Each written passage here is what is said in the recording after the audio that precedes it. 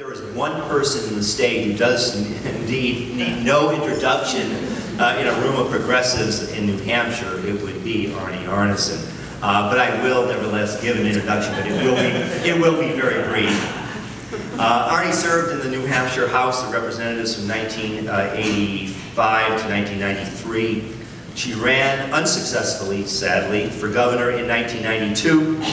In 1996, she was a candidate for Congress. The same year, she was chosen by Glamour magazine as one of the 11 women that would change the world if she won.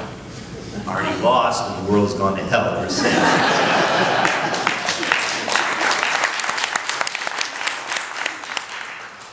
In recent years, Arnie has been an award-winning radio talk show host. She currently hosts a daily 2-hour program called The Attitude on WNHN. I never, the call letters are always a mystery to me. 94.7 out of Concord from 11 to 1 Monday through Fridays.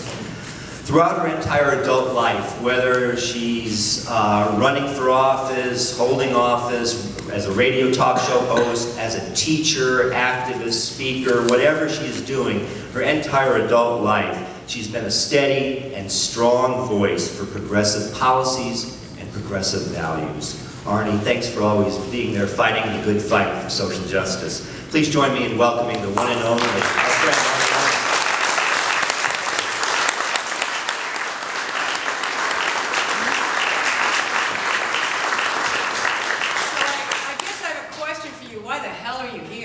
I mean, I'm looking outside, it's the most beautiful day. I want to garden, I want to plant, I want to mow, I want to make things beautiful.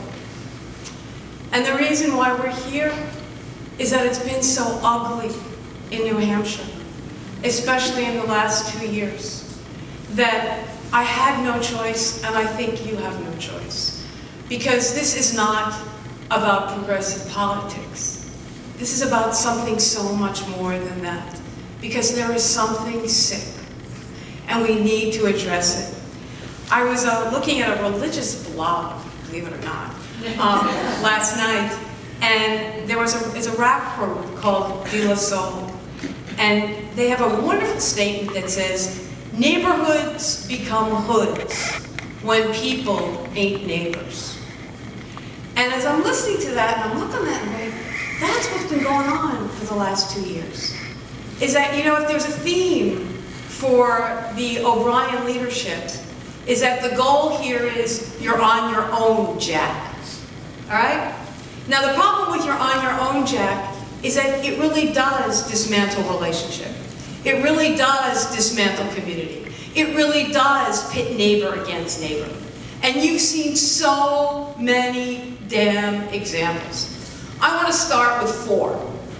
They happen to be 4 potential constitutional amendments.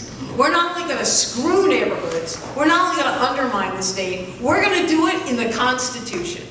So I'm looking at the constitutional amendments that are coming out of this legislature this year, and it blows my mind. First of all, one of them, unfortunately, has the support of 3 very, very powerful entities. This is the constitutional amendment about public education, CACR 12. Sadly, our quote-unquote Democratic governor supports it, the House supports it, and the Senate supports it. And what's the rationale of the constitutional amendment? Basically to undo all the work of the Claremont education lawsuit. And what was the Claremont education lawsuit about? You remember. The Claremont education lawsuit was about the fact that New Hampshire ranked 50th in state aid to education, and if you tripled our damn state aid, we'd still be 50th. And that's when the legislature could do whatever it wanted. If it cared about poor educational communities, it could cut any check it wanted. It didn't have to worry about the Constitution or the lawsuit or the requirement that they provide adequate aid to every single student in the state of New Hampshire. They could just invest in poor communities that had a need. Did the cash show up? No. All right? So what happened? It forced the hand of poor communities to go to court. And they won every frickin' time. They've been to court how many times? And every time they go, they win. What does that mean? That means the state had to belly up to the bar and cut a damn check. Because it meant that education could not be an accident of geography. It had to be something that we all cared about. But that meant that the state had to find revenue. God forbid. So now with the support of the governor and the support of the House, what do they want to do? They want to take the court out, and they want you to trust them to do the right thing. Now, let me just talk about trust and doing the right thing, because I want to give you an example of education and trusting the state. We have the perfect example this year, and this isn't a constitutional amendment, it's just called a cut. What did we do to the public university system in the state of New Hampshire this year? We cut our public universities by more than any state has ever cut its public universities in history. Nearly 50%. So guess what? Today, New Hampshire's aid to higher education is not only 50th, but if you tripled our aid to higher education, we'd still be 50th. Oh my God, it's like bookends. But here's the kicker. What do we know about student debt in America? It has exceeded $1 trillion. It now is greater than any other debt in America, including credit card debt. You know that other little factoid, don't you? Which state students have the highest student debt in America? New Hampshire. So when they want to pass that damn constitutional amendment to undo the Claremont lawsuit, you have a moral obligation to tell them, well, guess what? What you just saw that we did to higher education is what we're going back to for public education. We've got the proof. And look what the proof is. It's not only being 50th, it's taxing our future. What do you think debt is on a young person? What does debt mean? It means they live at home. What does debt mean? It means they can't start a family. What does debt mean? They can't buy your house that's been sitting on the real estate market for months and months and months. What did I just read this morning? Here's the good news, ladies and gentlemen. We're selling a few more houses this quarter. Here's the bad news. For less money than we sold it a year ago. Why? The good news is people are desperate to sell. They've got to. Their house is now a shackle around their necks, and they're willing to sell at any price. And the problem is that when you hear about what's happening to the real estate market, let's go back to that constitutional amendment. Because what that constitutional amendment does is shaft property taxpayers. Oh my God, how to undermine community. Let me remind you, I was the mother of 2 little children, and I never earned a lot of money. Our property taxes were about 20% of my family's income. Can you believe it? Where did I live? Mel Thompson's town, Orford, New Hampshire. No services, high taxes, and we had an entire school district for a community of 1,000 people. Wasn't cheap. I would pay the bill because it was about my kids' future. But every year, my next-door neighbor would vote against education funding at the school meetings. And I remember saying to her, why are you doing this? Don't you care about Melissa and Kirsten? And she'd say, Arnie, don't you get it? You're asking me to make Sophie's choice. How do I educate your kids and heat my house? How do I educate your kids and pay my property tax bills? I'm 81. Everything has gone up except my income. And every year, you're asking me to pay more. And it's not that I don't care about your children. Ask me how I survive. Don't you see what the property tax does? It pits neighbor against neighbor. And if we undo the Claremont education lawsuit, and if we are stupid enough to pass that constitutional amendment, we will make it worse. And just when houses have less value and you can't sell, because what do the Republicans do? Well, if you can't afford your property taxes, just move. Screw you. You can't move. you're stuck. Just like mobile home folks have been. Remember what was the problem with mobile home parks? They were captive tenants. They couldn't leave their park. It wasn't a mobile home. It was a cement home, stuck there. And we knew we needed to do something for them so they could secure their future. But guess what? Look what property taxes are doing to us. They're cementing us in place, and they're undermining our education. But that's just one constitutional amendment. Let me give you the conga line of the other three. My God, they're on a roll. They don't want to just change legislation. They want to leave a permanent scar on the state. So let's talk about CA-CR 6. Can I give you Part A or Part B? What's Part A? Part A is the House version of the constitutional amendment. This version says that you can't raise any taxes unless you have, is it 3/5 majority or 2/3? 3/5. All right? So they now want rule by the minority. They want to make it impossible for us to raise taxes no matter what happens in the economic climate. No matter what happens. And you know the first place that we'll see a funding cut? Education. You see, they're going to have to pay for the prison. They're going to have to pay for health. They're going to have to pay for everything. But education, if they pass the constitutional amendment, guess who goes to the back of the bus? Education does.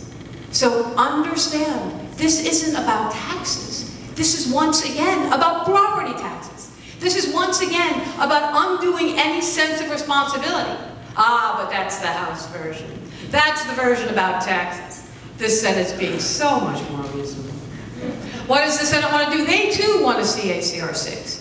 But they want to limit spending. They want to put a cap on spending, and the House wants to put a cap on taxes. So O'Brien got the word that the constitutional amendment was changed in the Senate. And what was his reaction? I have a great idea. Let's do both. Oh my God, this is unbelievable. I mean, we might as well just shut the place down. You can't raise money, you can't spend money, you have no obligation for this, you have no obligation for that. Screw the Affordable Care Act, we don't want your health care plan. I'm looking at this going, what are you doing? Now we're going to privatize our prisons. We have no job. We have nothing to do anymore. Just cut a couple of checks and we're done. But there's one more constitutional amendment, because we like it in fours. And what's that? That's to permanently and in perpetuity ban an income tax. All right? That's really not about an income tax. It's really about how we ever reform our tax structure. You and I both know that. Because the irony is, if we don't do an income tax, the only place we go is to the business community. And if we don't go to the business community, we'll go to the property taxpayer. But don't worry, we have a way of actually not going to the business community either. What's the voucher bill that's just come out? We now have a bill, it doesn't call it a voucher, it calls it scholarships. Oh, I just love that word, I can sleep with scholarship. So what's this? This allows the business community to write checks that they will send to these different groups that we haven't yet created. That will be these nonprofit organizations that you will send your business taxes to and get up to 85% credit for sending it to these groups that will then award scholarships to any young person in the state of New Hampshire who wants to go to a private or parochial school. And of course they have the chutzpah to say, oh, that's not going to hurt public education. It's giving poor people choices. I'm thinking, really? What school do you know costs $2,500? It's just giving rich people more choices, number one. Number two, what does it also mean? They said, oh, but just guess what, Arnie? You won't have to educate little Sally or little Tommy in school because they'll have the scholarship and they'll go to another school. And I said, oh, really? So let's see. The community won't be getting the aid for that particular student. What's the savings? Do you fire a principal when a student leaves? Do you fire a teacher when a student leaves? Do you close a classroom when a student leaves? You have the same expense, and again, less cash. So look what they're doing there. And so I'm looking at these bills and I'm going, isn't it easy? I hope they put all of them on the election in 2012. Why? Because we can describe all 4 of those constitutional amendments the same way. It's a shift and shaft on property taxpayers. Every single one. They're elegant. They're not different. The result is the same. And we have an obligation to teach it. Because they're going to want to market it every other way, but we have to make sure that the truth gets out. The problem is you need to know who you're fighting. And it isn't a party structure anymore. Who are we fighting? We are fighting Americans for Prosperity. We are fighting ALEC. We are fighting the Tea Party. We are fighting the Free Staters. This isn't about, the Republican Party doesn't exist. Don't think this is about Republican politics. You will never see the Republican label on anything when it comes to these constitutional amendments. It will be under another name. And I have proof. I read an article by Fergus Cullen. Yes, yes. Fergus was great. Fergus wrote a column about a year ago. In fact, I know this because I just talked to a Wall Street Journal reporter. This is a sidebar. A Wall Street Journal reporter called me the other day going, Arnie, what the hell is going on in your state? And I said, you're calling me? You're from the Wall Street Journal? I said, what do you mean? He said, well, what's this Sieg Heil stuff?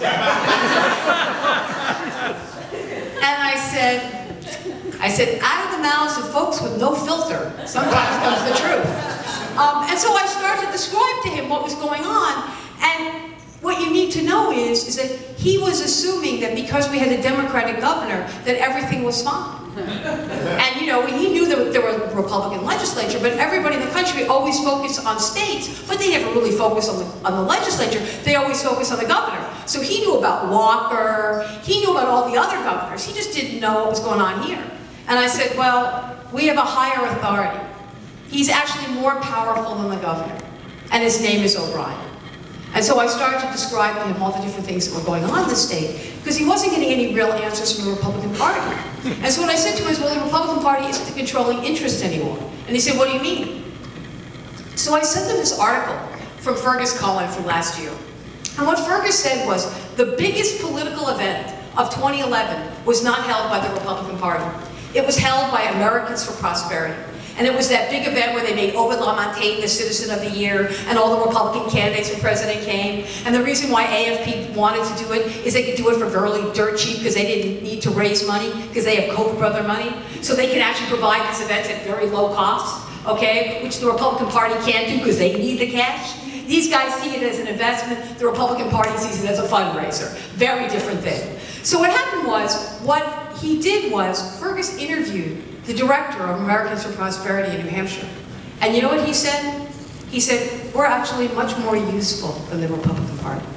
And the reason why we're much more useful than the Republican Party is that people can donate to us unlimitedly and anonymously.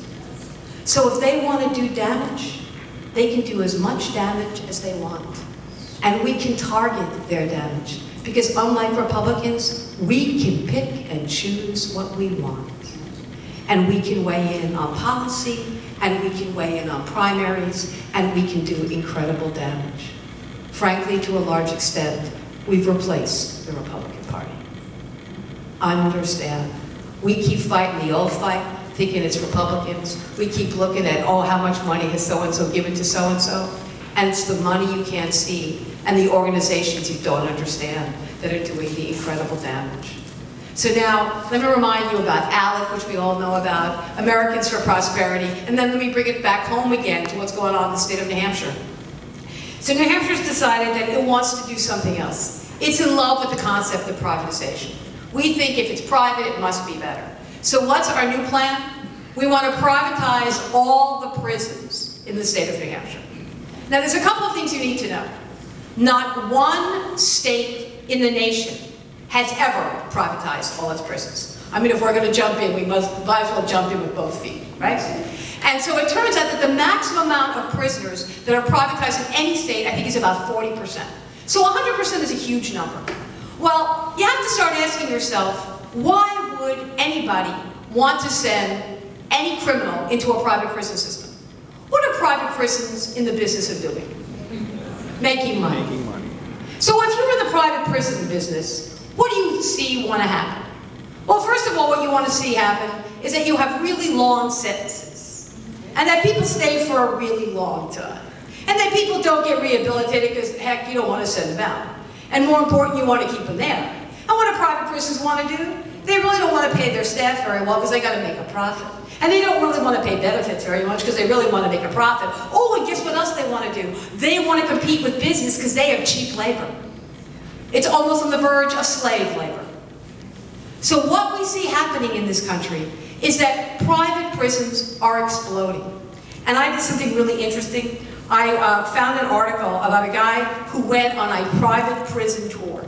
He was a business investor, and he decided that he wanted to see what this was all about. And on the private prison tour, let me see if I can find this right now, what he found out was that they were selling it to him as why this is the best investment for your portfolio. And here was one of the arguments. Only 10% of all the prisoners in the United States are in the private prison system. We have 90% to go. Growth market. And then what else did he say? And he started talking about all the companies that they could compete with because they only have to pay these guys $1.50 an hour. And they get to keep $1 of it because they have to pay back part of their expenses. Think of the competition. You won't have to send your products to China and India anymore. We can make them cheaper. I mean, he was going on and on and on. And this guy is looking at him going, why do I want to take a shower? I mean, it was unbelievable. And so what's New Hampshire's answer? It wants to privatize every prison. I mean, think about it. And what's worse is, let me tell you a story about the North Country. There was a Republican mayor in Berlin. And the Republican mayor in Berlin saw all his mills disappearing, right? And he suddenly realized, what am I going to do? I have no economic future. Tourism hasn't reached there. There's no road to get there from here. We're not going to see industry come back. What must we do so the North Country survives? He begged for prisons. He begged for the federal prison. He begged for the state prison. Do you know why, though? This is the really interesting sidebar. It wasn't just about jobs. Any jobs. He wanted jobs. No, no, no. He needed public sector jobs for this reason. Because they paid decent, because they had a health care package, and because they had a retirement plan. And the reason he needed those things was because he couldn't keep his hospitals open with unemployed people, underinsured people, and uninsured people. But if he had a handful of folks who had access to health care and insurance, he could keep his hospitals open for everybody else. Everybody else in the community needed that prison worker because it meant that their doctor wouldn't leave. He saw the connection of that public investment to the private survival. And now they're talking about privatizing the prisons? What the frick's the point? You're going to abandon the North Country again? Oh my God. And I'm looking at this and I'm saying, we have to fight. But it's not about, I'm not a progressive, I'm the radical middle. I am, and so are you. What is it that you want that 98% of us don't want? Who doesn't want to be able to go to a doctor when they're sick? Who doesn't want their kid to have a choice of calculus or geometry? Who doesn't want their kid to have a higher ed? Who doesn't want a family where they can afford a house? Who doesn't want a bill to pay their electric bill and know they can afford it? And know they don't have to, heat the outside because their house is so leaky. They can actually put the money into their home so they don't have to pay enormous bills for the rest of their lives. Who wants food on their table? Most of us want the same damn things. What the hell is dividing us? What is dividing us? We haven't sold the message right. I have told this story 1,000,000 times and you'll hear it from me another time. You remember the story, and some of you have heard me. I was running for Congress, and I'm in this meeting with all these sort of, highfalutin people, and it was a big financial donor event. And I remember thinking that I finally raised my hand and I said to, at that time it was Nancy Pelosi, who was not the head of the Democrats, but I said to Nancy, I said, Nancy, I'm really jealous of Republicans. And she said, really, Arnie, why? I said, because their entire ideology could fit on a bumper sticker. I said, and that ideology is no. No government, no services, no regulation, no taxes. I said no. I said no is so damn elegant. I said, you know what I know is such a powerful word? It ends the conversation. You never have to explain no. I said, and you know what the problem with us is? We're about yes. Yes, some taxes. Yes, some government. Yes, some regulation. Yes, some obligation. Yes, some education. We are about yes. And you know the problem with damn yes? It doesn't fit on a bumper sticker. It takes time. It's nuanced. It's not yes to everything. It's yes to some things. But yes is so challenging. But you know what we have forgotten to do? We have forgotten to remind the American people that you build a life around yes, not around no. Yes, I love you. Yes, I'll marry you. Yes, I'll buy this house. Yes, I'll take this job. Yes, I will go to this school. You don't build lives around no. And yeses mean you will make mistakes. But no's means you build a hole. You go nowhere. We have forgotten what the American spirit is. We've forgotten to remind them what it is. It was not about no's. It was the adventure of yes. And that's what we have to do. And that's our job in New Hampshire. They keep talking about our forefathers. They were the riskiest people in the world. They didn't say no. We'd still be a British colony if they'd said no. And we have forgotten to celebrate our yeses. It's a great thing. It is our prize. And we run away from our prize. Before I let you go, I tell my last story. My last story is something I'm going to make photocopies of, so I want you all to have it. In 1997, I was a fellow at Harvard.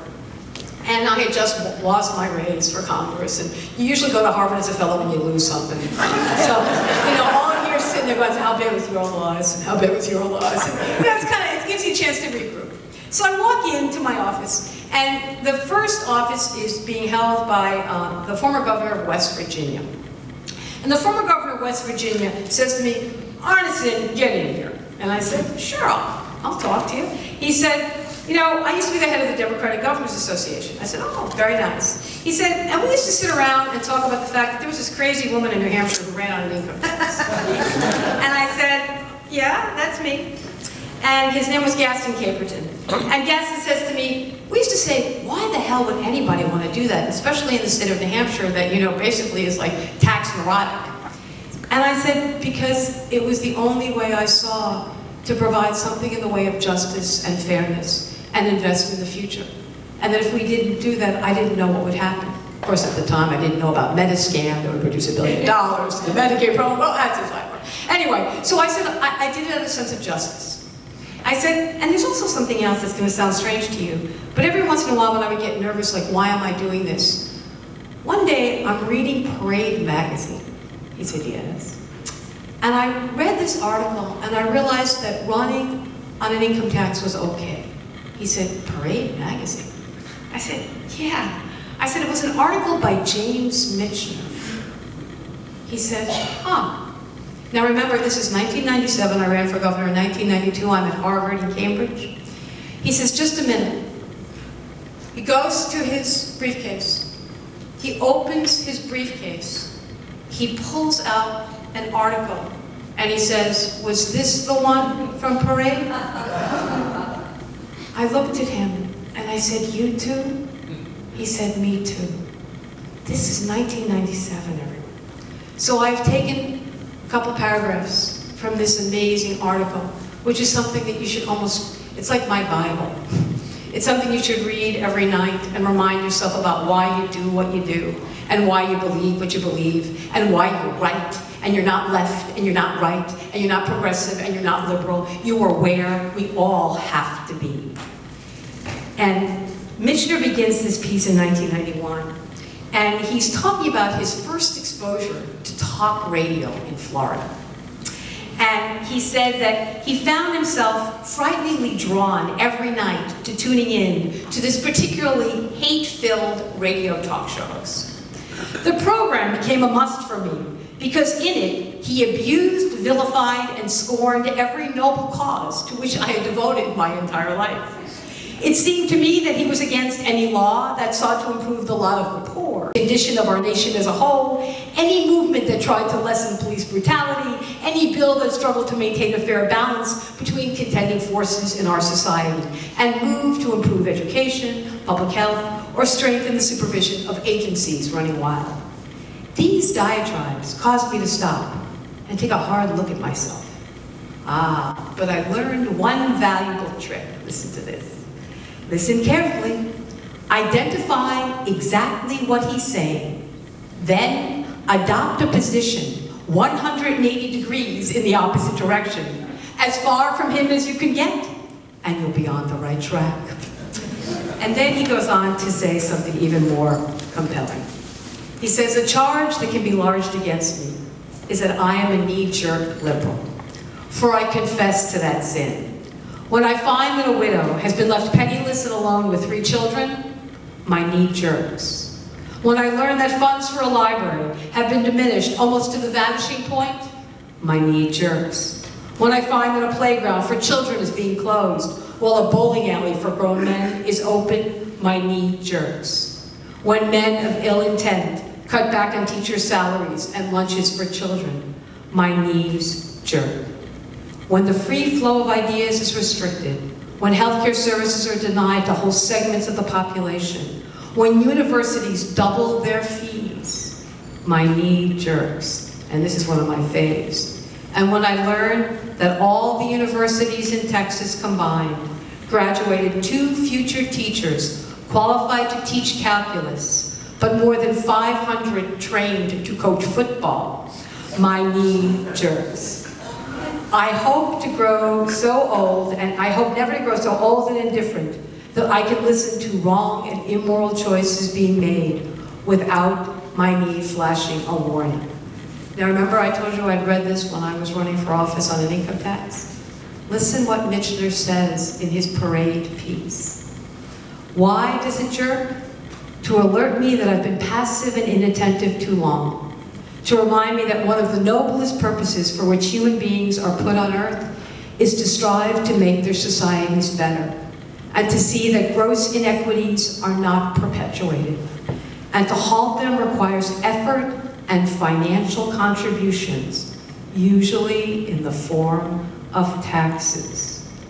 The best expenditure of money I have made in my life has not been for what has made me either happier or more comfortable, but for the taxes I have paid to the various governments under which I have lived. In general, governments have spent their share of my money more wisely and with better results than I have spent my own funds. He actually talks about taxes. And then he ends this way. When I have been dead 10 years, and a family comes to tend the flowers on the grave next to mine, and they talk about the latest pitiful inequity plaguing their town, they will hear a rattling from my grave and can properly say, that's Jim again, his knee is jerking. It is beautiful. It is beautiful. Our knees are jerking. The inequity is appalling. The requirement is grave. The time is now. It is not about a label. It is about your neighbor. It is not about a label. It is about your future. I grew up in a Jewish Italian neighborhood, and the Jews have a wonderful saying, you make your heaven here. That's our charge, to make our heaven here. And I think we can do it. We are one of the richest states in the nation. We have the highest median income in the country. We have so few problems compared to everyone else. And here's the point. If New Hampshire undoes the possible and doesn't provide for a future, how does a nation fix itself? We have no excuse. We must lead. Thank you very much.